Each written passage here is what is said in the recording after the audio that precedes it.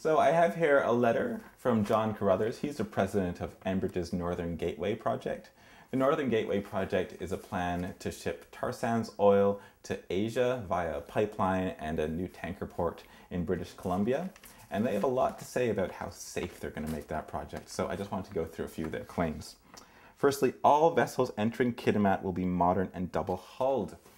Well, double-hull tankers simply don't solve the problem of mechanical failure and human error. As recently as May, we saw a double-hull tanker collide with a bulk carrier in Singapore, spilling 18,000 barrels of crude oil into the ocean. Double-hull tankers, not a solution. Second point, operational safety limits will be established to cover visibility, wind, and sea conditions. Essentially what they're saying here is they're going to be relying on weather reports to tell tanker pilots whether they can go in and out of the port. Well, as we know, weather changes in an eye blink. We simply can't rely on a weather report, especially in that part of the world. The weather changes like that. Next point, powerful custom-built tugs will provide escorts to the tankers.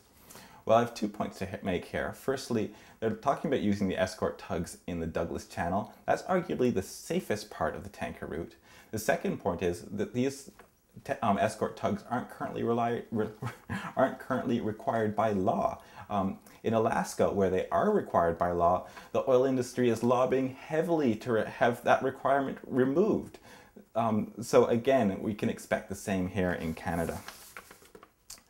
Also, Enbridge makes a lot about their oil spill response capabilities, how they're going to increase those response capabilities in the area.